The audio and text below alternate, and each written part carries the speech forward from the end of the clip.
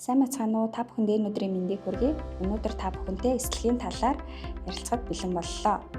За, эслэгийг бид нэр зөв зохистой хэмжээгээр авснараа маш олон төрлийн өвчнөөс урьдчилан сэргийлэх боломжтой байдаг. За, үүнд зүрх судасны өвчин, чихрийн шижин, өтгөн хаталт, за мөн дээрээс нь өтгөн хаталтаас үүсэлтэйгээр шамрам өвчнөөс бид нар урьдчилан сэргийлэх боломжтой байгаа. За, Монгол хүний тухайд 2016 онд хийгдсэн судалгааны ажил дээр хоногт 7.3 г эслэгийг хоол хүнснээсээ авж ийн гэсэн судалгаа байдаг. За, насанд хүрсэн хүмүүс бол хоногт 25-аас 30 г эслэгийг авах нь зохистой хэмжээ гэж Дэлхийн эрүүл мэндийн байгууллагаас тон үзүүлэлт гаргасан байгаа. За, эслэгийг бид нэр үндсэндээ усанд уусдаг болон уустдаггүй эслэг гэж хоёр төрөлд ангилагддаг.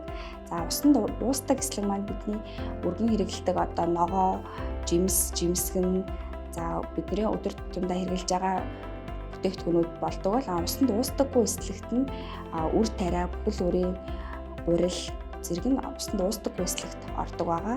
За, бид нар эслэгийг хангалттай хэмжээгээр авснараа эслэг өөрөө ямар үүрэг гүйцэтгэдэг юм гэхлээрээ бидний хоол боловсруулах замыг, үйл ажиллагааг дэмжих, гэзний гөрүүлзэх хөдөлгөөнийг сайжруулах, бүдүүн гэзний гөрүүлзэх хөдөлгөөнийг сайжруулах олон талын ач холбогдолтой байдаг.